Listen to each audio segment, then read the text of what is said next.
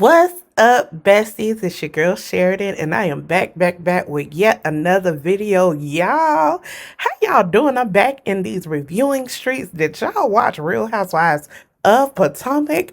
Potomac is back. Let's talk about it. I could be so good to you. I could be so good to you. I could be so good to you. I could be so good to you. I could be so good to you. Okay, you guys, so I'm so excited. Last season I had a real hard time with these ladies due to, colorism gate and all. But I am excited to see they are back. They did address the colorism issues. So I am back with this season. Although I am not really understanding why Robyn is back. Yeah, Robyn could have left. But Andy, the Godfather, has allowed this girl to come back one more time to continue to lie in our faces, and we are gonna eat it up. All right. So I love the sitcom theme in the beginning. I will tell you right now that I care not about Robyn, Giselle, or Giselle's Renaboo. Okay. Actually, you know what? I ain't gonna hold y'all. I hate to say it. I hope I don't sound ridiculous. But towards the end of the episode, I'm like, am I in agreement with Giselle? What is going on?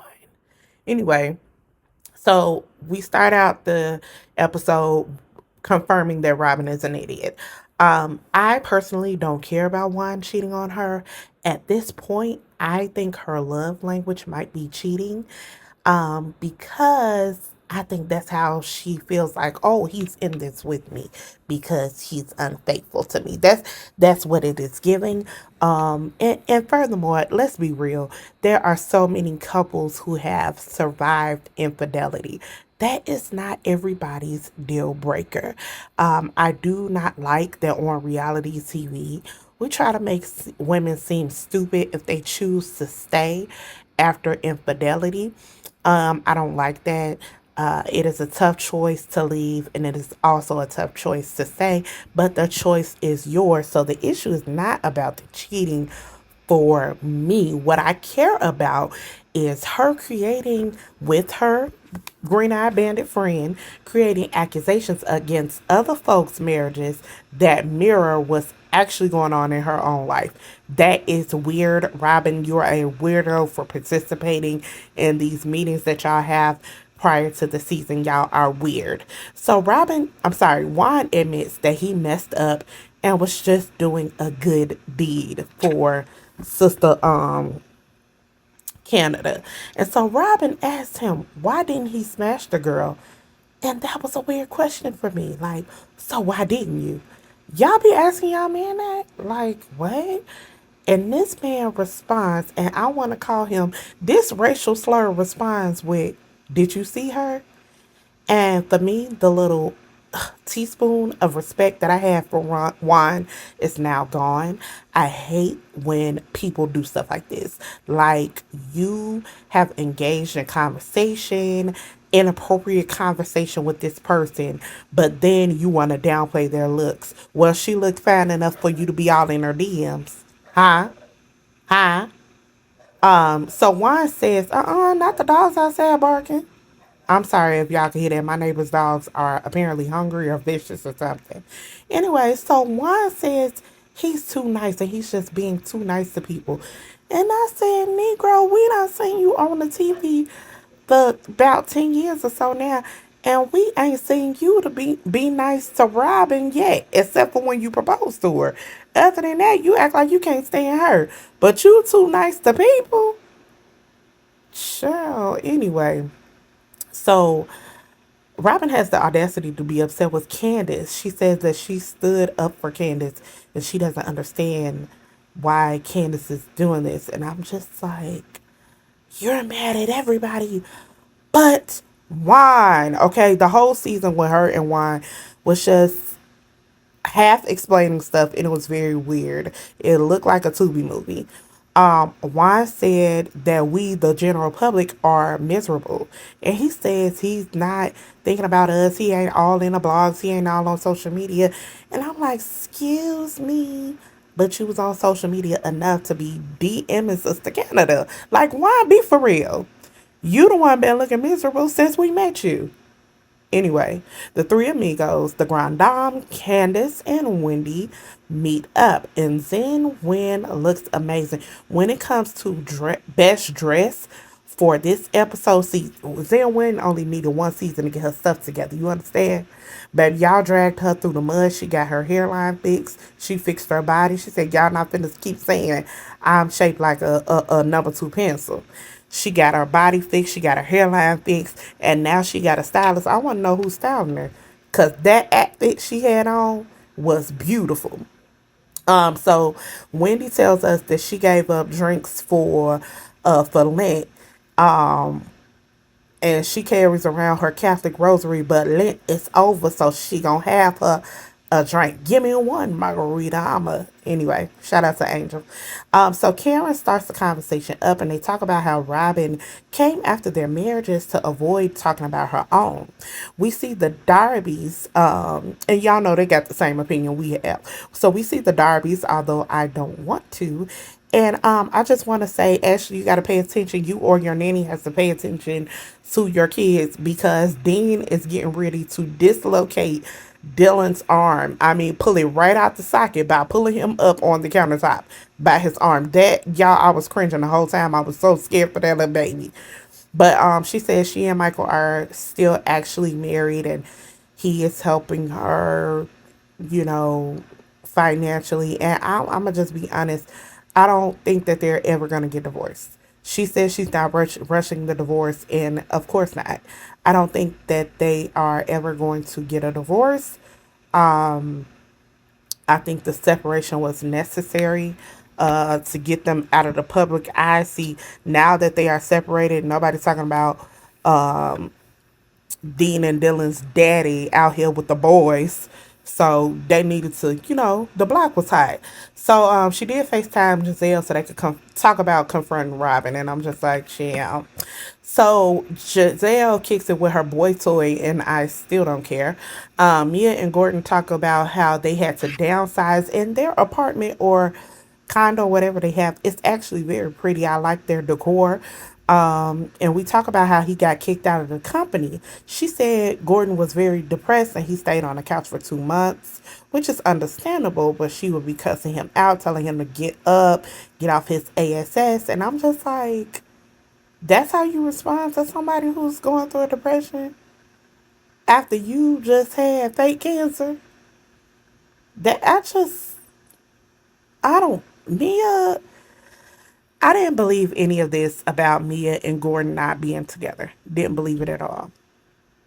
But that comment and Gordon basically saying that she just about believed the things that were being said about him made me side eye her even more. Like, Gordon and Mia are weird, but specifically Mia is weird.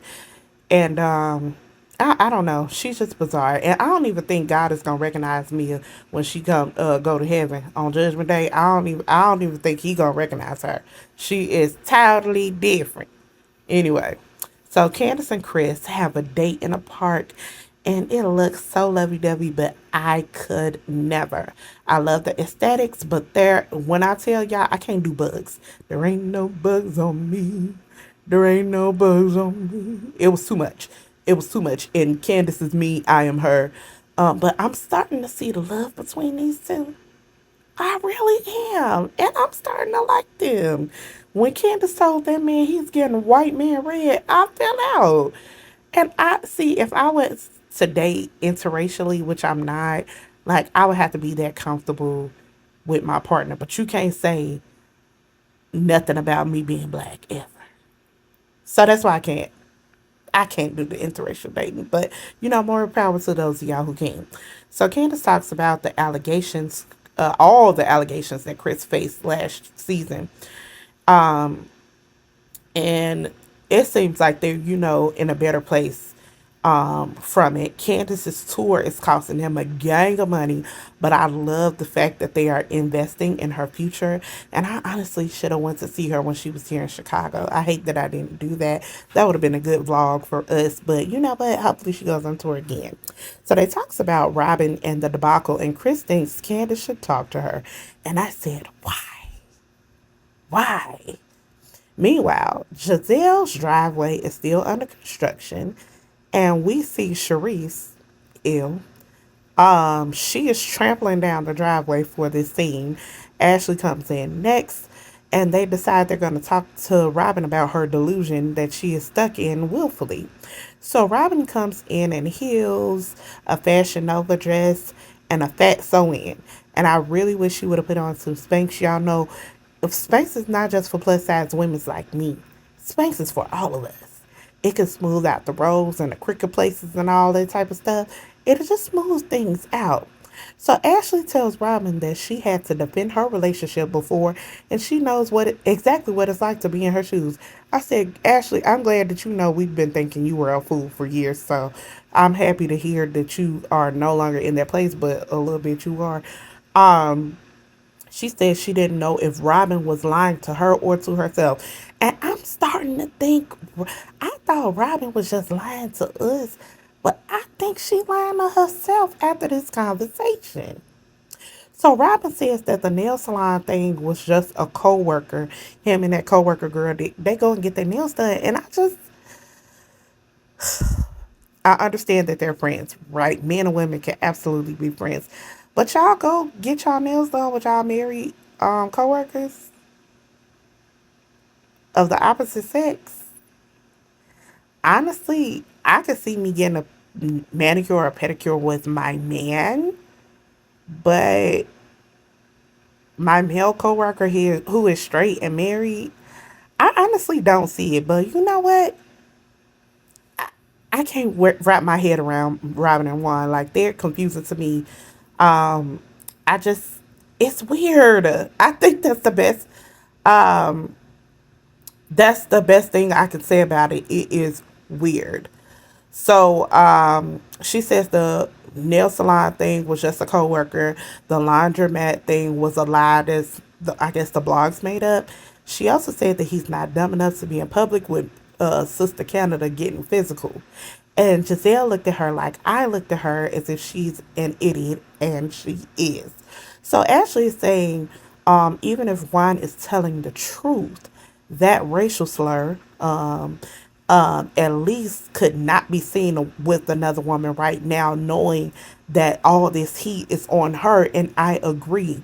And that is my issue. Juan doesn't consider her. He has not, and he never does. And I'm starting to think that that's their love language, or at least that's what she gives the impression is her love language, because she continues to allow him to not consider her. This is prior to this season, prior to last season, prior to Real Housewives of Potomac, period.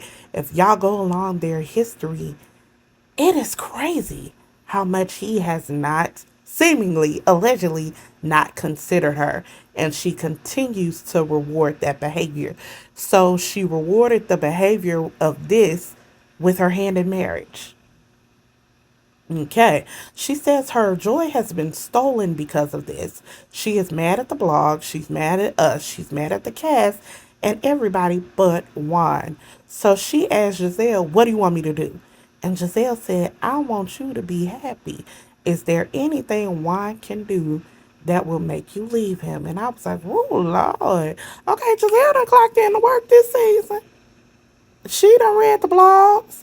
And honestly, I feel like she called Carlos prior to filming this season. I ain't gonna hold y'all.